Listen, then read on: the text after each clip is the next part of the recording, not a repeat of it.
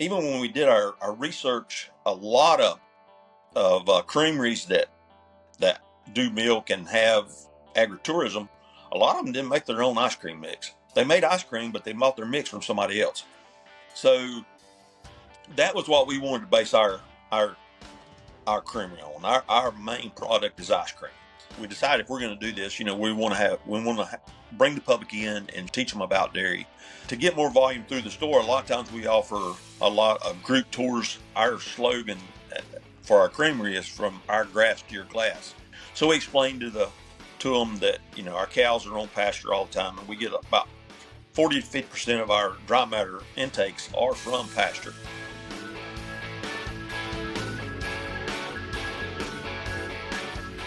Welcome back to the Hoard Dairyman podcast.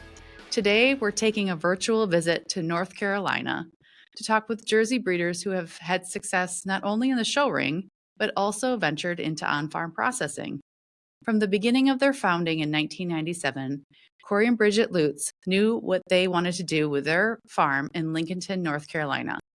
An intensive rotational grazing dairy milking 220 cows that are on pasture 365 days a year. Corey is with us here today, and being a forward-thinking producer, they had looked at on-farm processing in the year 2000 by completing a feasibility study. Fast forwarding a few years down the road, Corey and Bridget's children grew, and in 2012, they knew it was time to make the next move. They broke ground in 2019 on an on-farm processing facility called Riverbend Creamery. And I have to say that their homepage on their website has the best Jersey heifer photo that I have seen. And I invite all of our listeners to be sure to check out their website, riverbendcreamery.com. Corey, thank you so much for joining us today. You're welcome. Great. Well, as we kick off, can you tell us you're at your farm office right now? Can you give us a bit about your background and the farm and all of the family involved in your operation? Yeah, so I grew up on a Jersey dairy about 15 miles from our current location. I've got two brothers and a sister. At one time, all three brothers were all in the dairy business at different locations. But we grew up showing Jersey cows, and that's where my love of the industry began, was in the show ring, really. So fast forward in the late 1990s. There was some hog manure spills in eastern North Carolina. So North Carolina came under a lot of regulation because of that, and it affected the whole animal industry in North Carolina. I was still at my dad's dairy at the time. Both of my brothers had already left. So that's kind of what prompted us to, I bought this property. Actually, we bought the property and built a whole new dairy. And look at the economics of a 200 cow dairy in the late 1990s. I knew I had to come up with some different way of management to be profitable. And that's when I really got interested in grazing. And grazing is, I love showing. And if you love showing cows, you want them to last a long time. So that business model really fit in very well with keeping cows in the herd for a long time, and cow health and cow longevity. So we started with a intensive rotational grazing dairy. Really don't have any kind of housing. We've got a covered feed barn where the cows come up and eat, and a milking parlor. But the cows are actually housed outside. And in North Carolina, that's, we've got a pretty temperate climate down here. It's not really cold in the wintertime. Our biggest issue is heat in the summertime. So, like I said, we started milking here in 97. Me and Bridget actually looked at doing processing when the kids were pretty young, because I've always had an interest in that. And we got far enough into it that we decided, let's wait and see if the kids are interested in staying with the dairy business.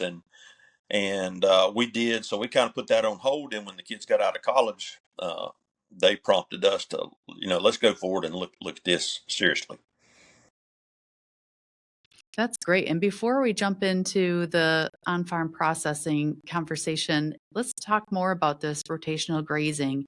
And, I'm in Wisconsin, and I'm very curious on how do you manage cow cooling in the summer? So you said, they're essentially on pasture 365. Obviously, you Yeah. don't get the cold that we have here in the northern half of the states, but tell us a little bit about that, kind of the pluses and minuses of rotational grazing.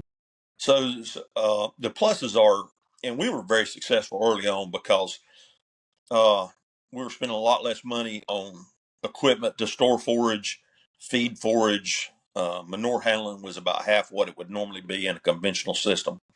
Um, and I mentioned earlier, our biggest problem is keeping cows cool in the summertime. So one of the ways we do that is our milking times pretty much year round. We milk at 3 and 3. So in the summertime, we're usually done milking and ready to put cows on pasture 6:30, 7 o'clock in the morning, right after the sun comes up. So they'll graze pretty good for about 2 to 3 hours.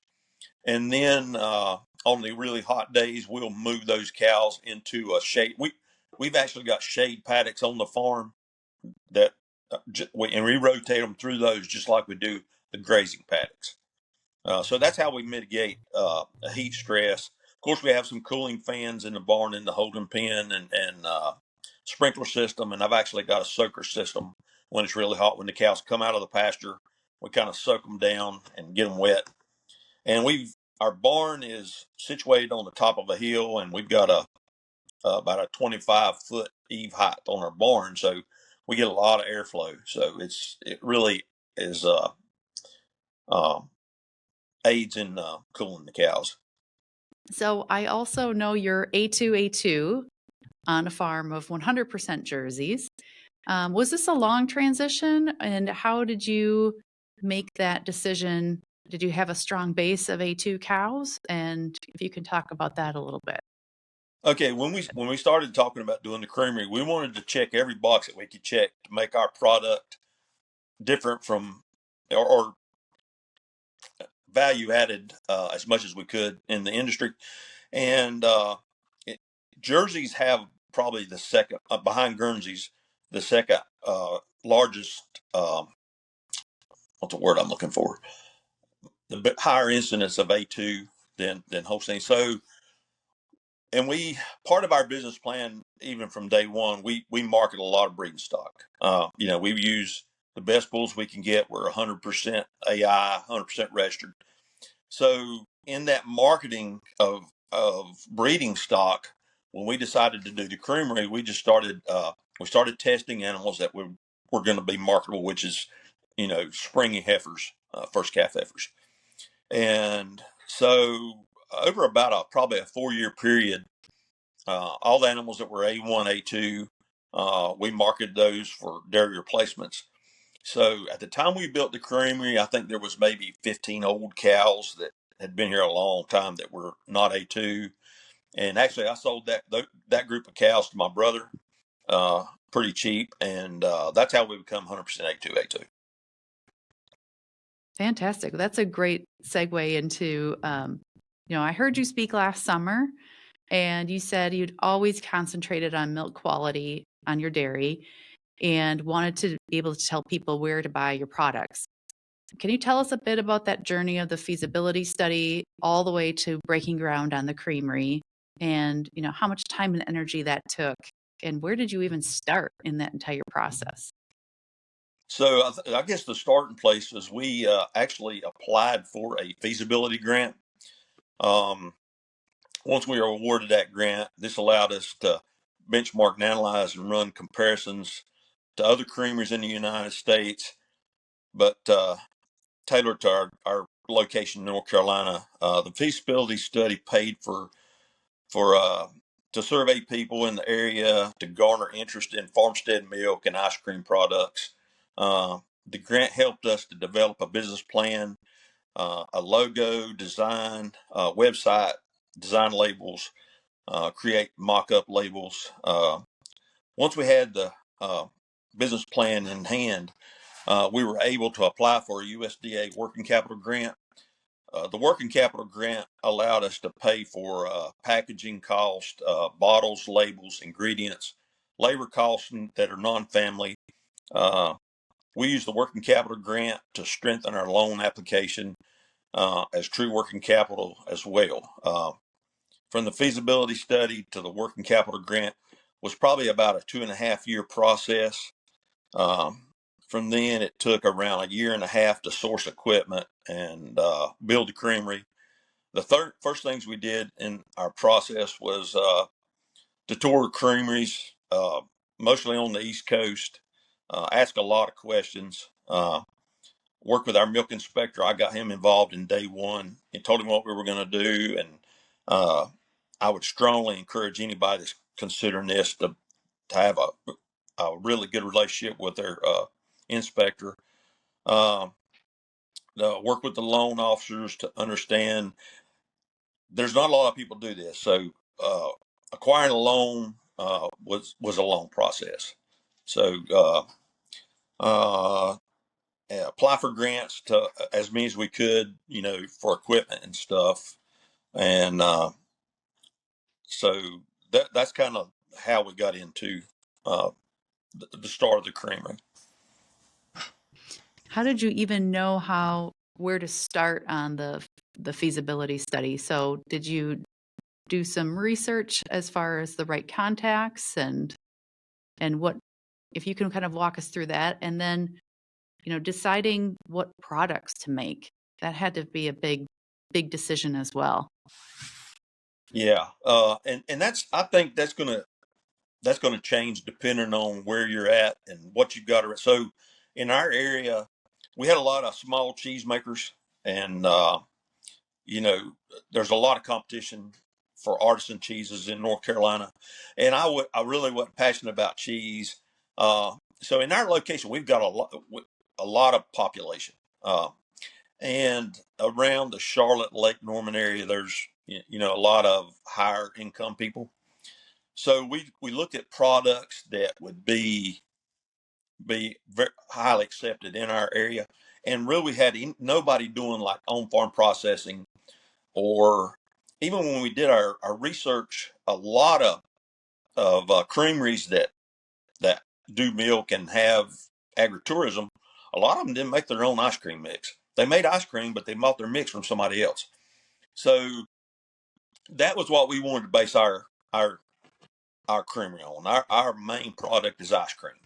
Of course, to make ice cream, you gotta skim milk and you gotta move fluid product. So we decided to go with a whole line of fluid milk products and really concentrate on a very high end ice cream. So that's that. We spent a lot of years looking at what products would be most successful in our geographical area.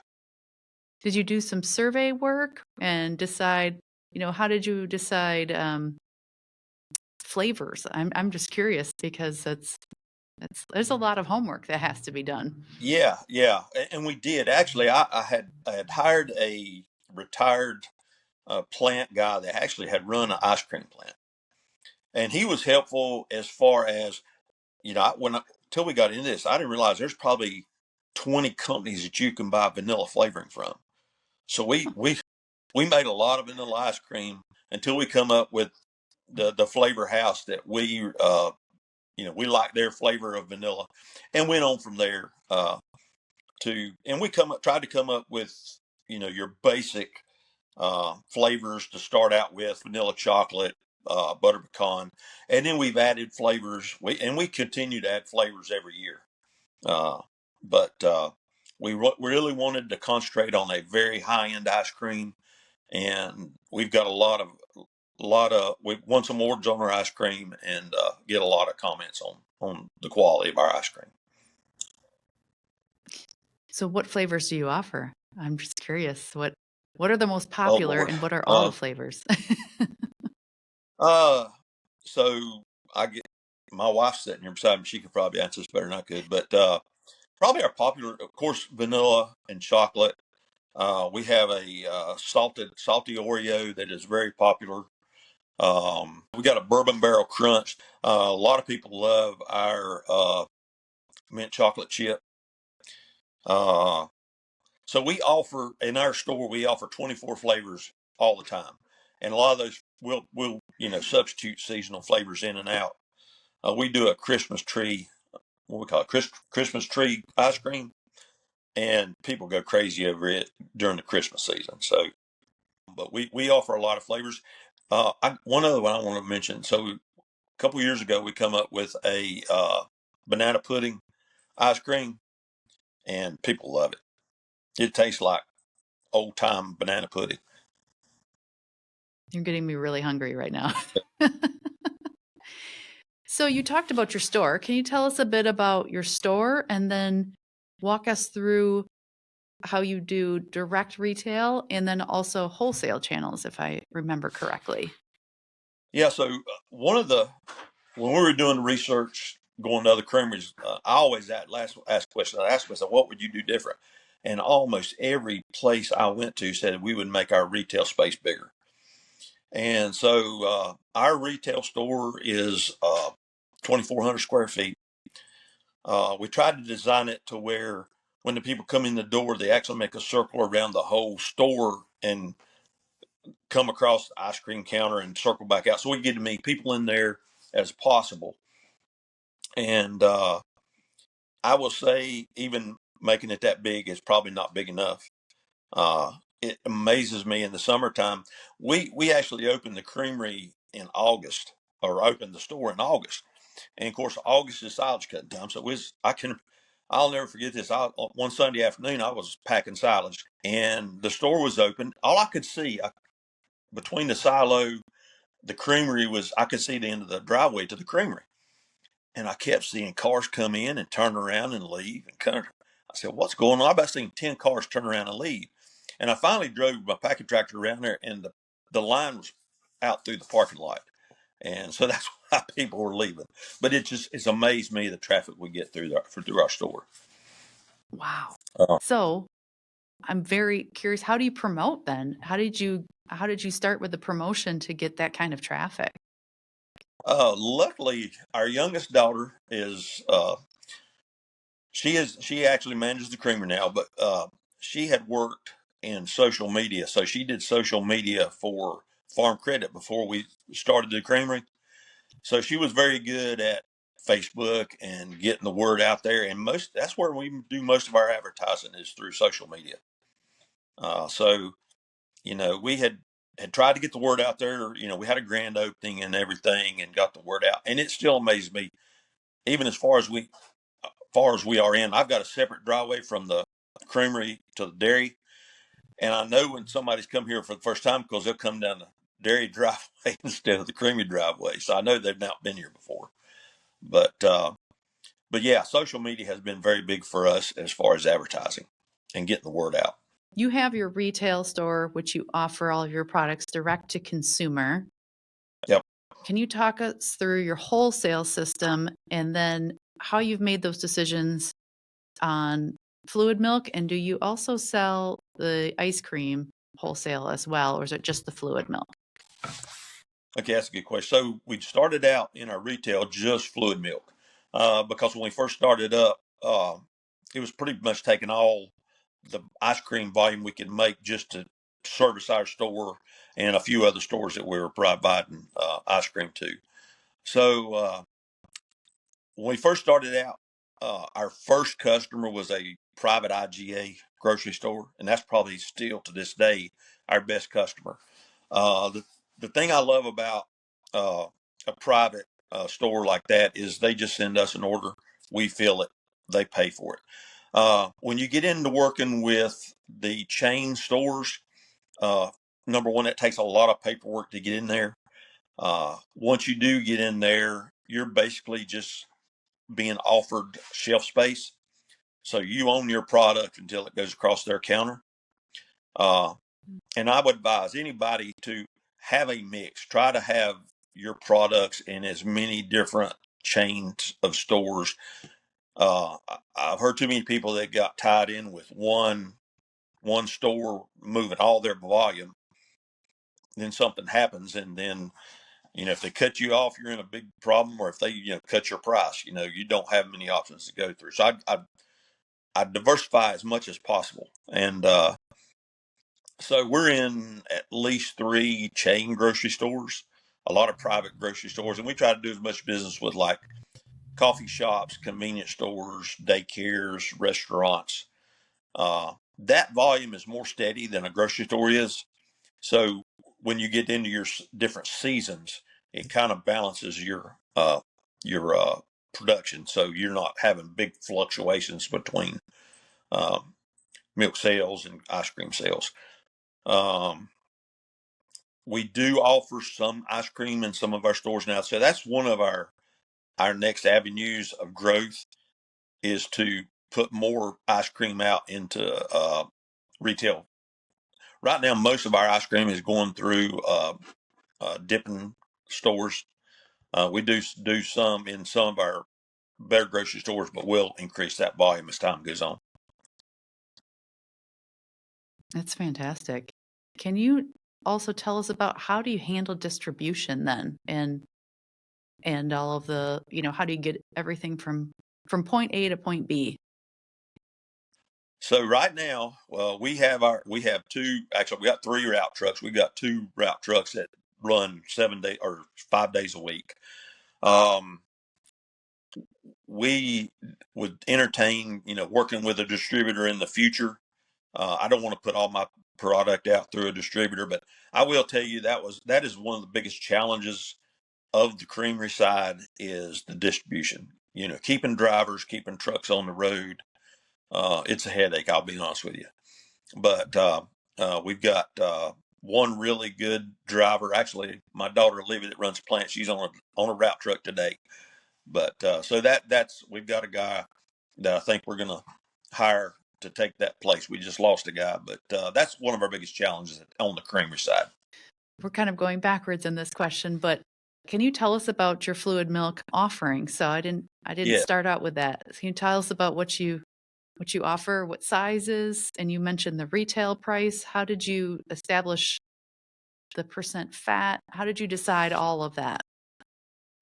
So being that our focus is on ice cream, so we want to, and we standardize all our milk we need to produce that extra cream. So our whole milk is a 3.5 fat, which is a little higher than your grocery store fat levels. So we offer a skim milk, a low fat milk, a whole milk, chocolate milk. We do seasonal flavored milks. We make buttermilk, which is really picked up here the last year or two as far as how much of that we move. Uh, we do eggnog seasonally. We also do heavy cream and half. Pretty much anything you can do on the fluid side, we offer. Um, we really wanted to have a high quality chocolate milk, so we won awards on our chocolate milk and also our eggnog. We make it really, really good. We've got people that we do a Christmas in July. We will do one run of eggnog, and most time it's sold out before we ever run it. People really love the eggnog, so that's kind of a portfolio of our fluid milk products. That's fantastic. And you're in plastic, is that correct? And it's Correct. all promoted A2. Is that how you market all of Ye- it? Yes.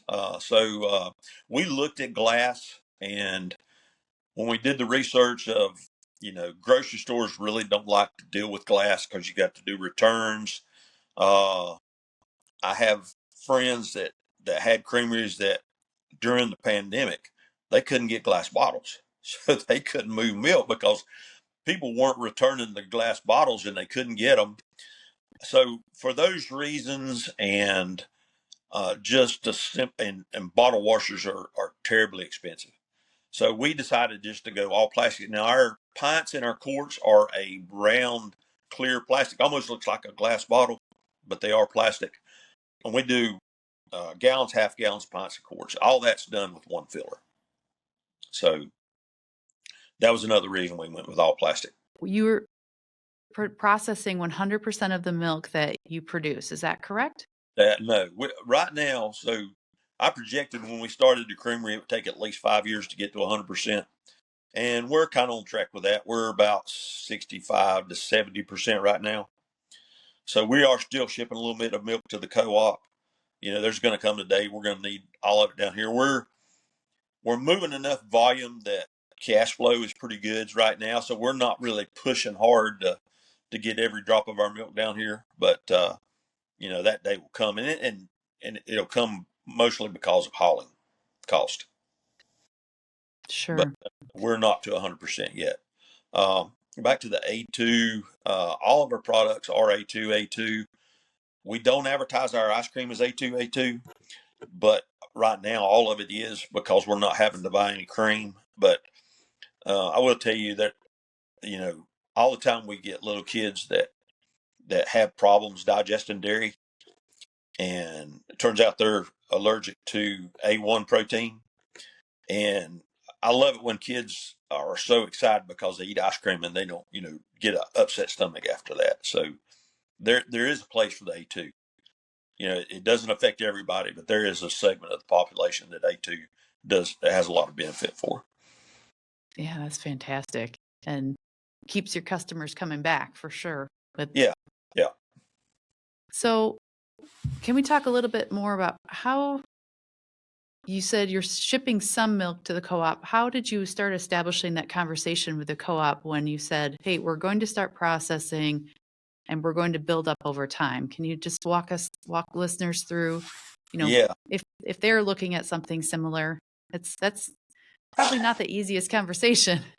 It's not, and that's something that's probably one of the first things they need to look at. I'm very lucky. I'm with a small co-op in North Carolina that actually, when I started this process, I was an independent producer, and we have formed a co-op since then. But that's the first thing I did is I went to them and told them what I was looking at doing, and they were very supportive. Of course, having a high quality, being one of their higher quality producers helps things a little bit. But they said pretty much, they told me as long as I could work it out with a hauler to make it feasible for them to come in here, they would take whatever I wanted to ship. So I don't have any program where I have to run milk through that co-op and pay a fee to process milk. And I've heard that in some other co-ops, and that's a conversation you need to have. I've got friends that started processing milk and actually got cut off from the co-op, and that can be very, very stressful to try to deal through that process. Yeah, that would be very difficult as you're trying to figure out where to go from there. So, Yeah, yeah, yeah. So that's probably one of the first conversations that somebody that's looking to do this needs to have with their co-op or whoever they're marketing milk through. let's shift gears a little bit. And I know we talked about your farm store. I know farm tours are also a part of how you build local strong connections and a customer base. Can you tell us a bit about the farm tour experience and what you offer? Yeah. So we decided if we're going to do this, we want to bring the public in and teach them about dairy. And so from the first year, we started doing farm tours, and actually, my daughter heads that up. And we actually offer two tours. So to get more volume through the store, a lot of times we offer a lot of group tours, especially early in the spring. So we'll have uh, school tours, um, church tours, and so they'll schedule those, and that's a more in-depth tour. We charge $12 for that tour, which includes ice cream, but that's probably about a 30 to 40 minute tour. And we actually start out going up there, and one of our slogan for our creamery is from our grass to your glass. So we explain to them that our cows are on pasture all the time, and we get about 40 to 50% of our dry matter intakes are from pasture. Uh, we take them and show them, what the cows are fed to balance that ration with that pasture. So they get to see that. We also take them into the parlor, show them where the cows are milked, into the tank room, and show them, how the milk's cooled and stored, how it gets down to the creamery. We also have a cow that uh, the kids can milk, so they get that experience of hand milking a cow. And of course, one of the big attractions is the calf barn. So the kids love seeing the calves. So we go through the process of how we raise our calves and what they eat and when they're weaned and all that kind of thing. So and the other tour is a more of a weekend tour. So Fridays, Saturdays, we do a first come first serve. So we do a tour like every hour, and so that's a shorter tour. It sees basically the same things. We don't go in depth, as far in depth on telling as much information about feeding the cows, processing the milk, and getting the milk to the creamery. That's fantastic. I'm guessing it's a good old show cow. That's the experience for the hand milking would be Well, no, my. actually, we've actually got a model, um, Oh, and that's all for we don't want anybody getting hurt, or we want to keep it clean. So we've got, and my daughter's got a name for the cow. I can't think. But yeah, all the kids get a chance to milk the cow. It's got a pump in it where it recirculates the actually water, and they can sit there and strip it into the bucket. I love it. So I use love that as that. a learning tool. Yeah, That's fantastic. So a model cow, it's just, and like it's a lot size cow. Uh, she you get the experience without the risk. So that is a correct. great segue into my next question for you. How do you balance, you talked about going in the calf barn. I mean, you guys have probably, how many visitors do you have a year? Oh, I'm not sure I can even answer that question. Thousands. Thousands of But yeah, visitors. we actually, when we do a festival, we've had as much as 10,000 people in one day at a festival. So that we What? do a fall festival and a Christmas festival. Yeah, we park we park our cars in the heifer pastures when we have those. Now, when we do have a festival, we'll have a lot of vendors. So the main part of our parking lot is actually set up with vendors, and we usually have entertainment. We'll have a band. So it's a pretty big draw. Yeah, Wow. Wow. 10,000 people in a day. yeah. One of our festivals, my daughter, I think they had like 17,000 people that you know showed interest on Facebook. Of course, we Wow. know that many people, but yeah, All right. So how do you, I mean, that's incredible. yeah. How do you balance that inherent risk of bringing people on the farm from all the risks and then the biosecurity standpoint? How do you balance that? So the first thing I would encourage anybody to do is get a really good um, insurance policy, and make sure you know what's in that policy. We also we have everybody sign a waiver. It's an agritourism waiver, and then part of the reason we want to get into agritourism, we try to keep the farm very clean and very aesthetic looking. We try to minimize any places where somebody could trip and fall and get hurt. Uh, but my daughter's very stringent on, if somebody does even a minor thing, you want to document everything. So we've got cameras up pretty much to where all the traffic would be for the farm tours, so we can make sure we know exactly what happened and that kind of thing. But that's kind of, and we've not had any trouble, but you really need to protect yourself in case something does happen. Well, you mentioned earlier in the conversation, every time you visited somewhere, you would ask, what would you do different? I'll ask you, Corey, now that you're about 5, 6 years down the road on this venture, what would you do differently? There again, like I mentioned on Sundays, our retail space is not big enough. Now, whether I make it a whole lot bigger than it is, I don't know. I'm really happy with the way everything flows through the creamery.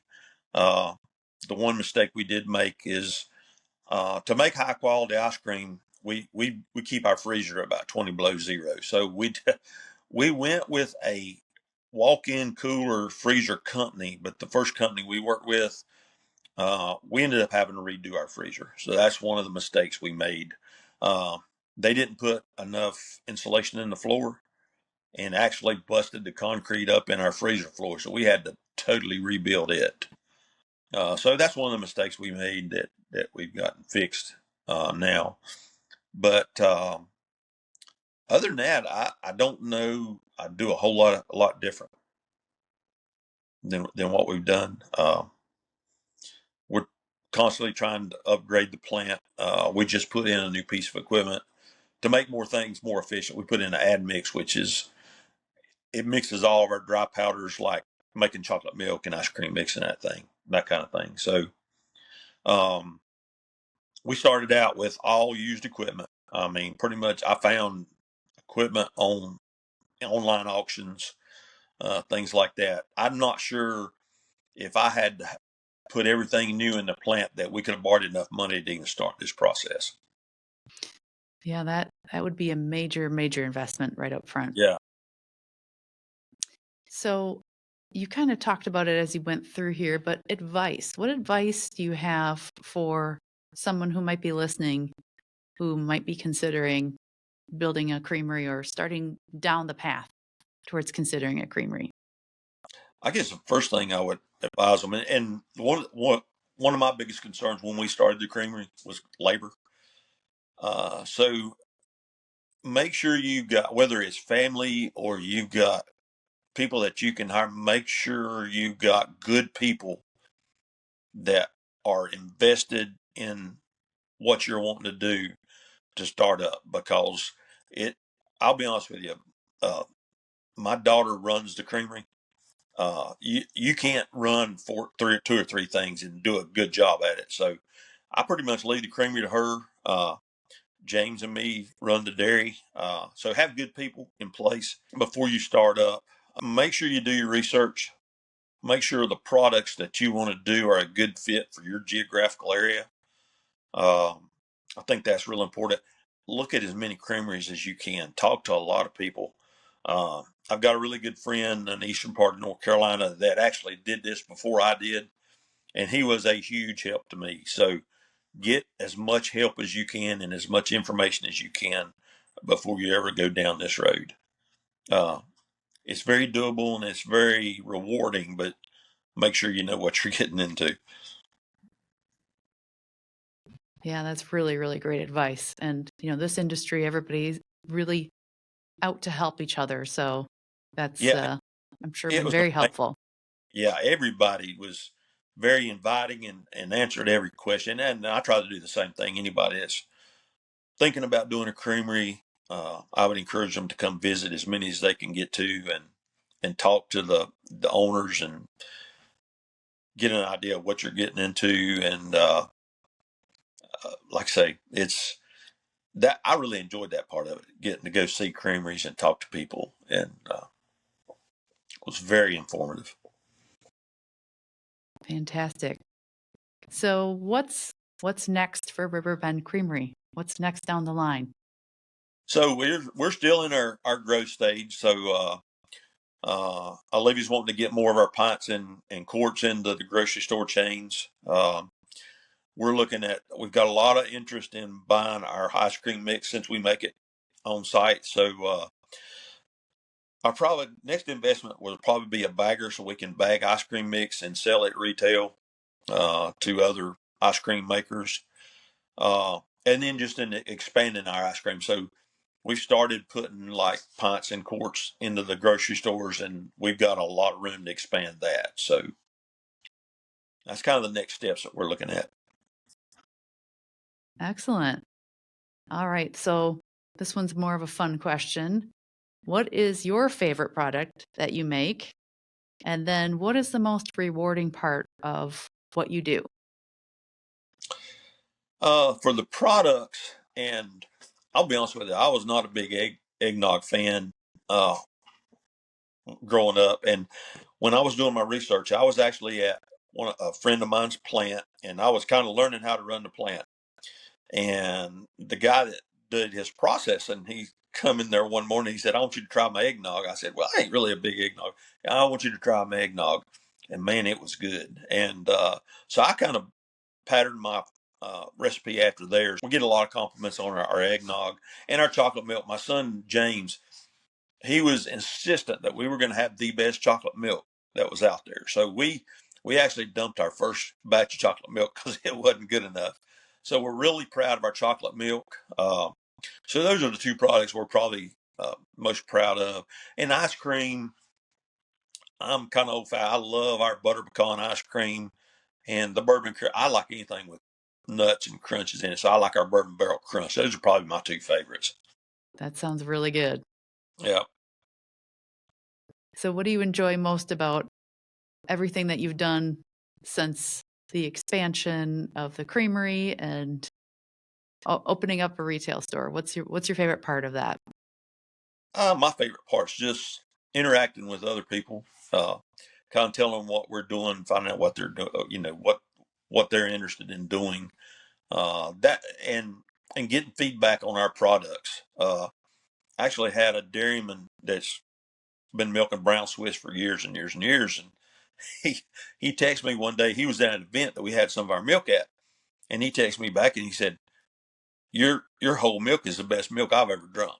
And that that got away with me coming from a dairy farmer. So I really like getting feedback on, we strive to do really high quality, and getting that feedback that people really love it is one of the things I like. That's fantastic. Yeah, that has to be very rewarding that you put hours and hours and years of work, hours, more than hours every day, but years of planning. I mean, you've been planning for decades to do this, so that has to be very rewarding. Yeah, yeah. Me and my wife even went as far as we did a feasibility study when the kids were young. And like I say, we got far enough into it. We was pretty sure that the kids needed to be coming back home before we fit something like that off. So, yeah, we've been thinking about it for a very long time. So, yeah, you can't do in my opinion, you can't do too much planning. More planning and research you do, the better chance of success you're going to have. Excellent. Are there any questions that you normally get that I haven't asked, or advice that you would give that we haven't talked about? Make sure you got people in line to manage. It's more than one person can do. So make sure you got somebody that's interested in processing milk and managing people. That's another thing. You gotta like working with people. And I can tell you, working with grocery store chains and dealing with all that can be pretty stressful. So make sure you got the right people in place to try to start your own creamery. Oh, that's great. Well, I will wrap up here, and I just want to say thank you to Corey, and I know Bridget is there in the background, and I want to thank you so much for joining us today and giving us a peek into your operation and how much you promote the dairy industry in North Carolina and then beyond. So we really appreciate you taking the time to join us today and share what you and your family have built. I say thank you for having me. We enjoyed it. Great. If you want to be the first to catch these conversations, make sure you're following us on YouTube or your favorite podcast player so you don't miss a beat. And if this episode added value to you, be sure to send it to someone who'd appreciate it as well.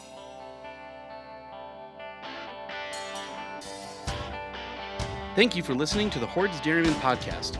Follow us on Apple Podcasts, Spotify, or your favorite podcast app. And don't forget to like and subscribe on YouTube. See you next time.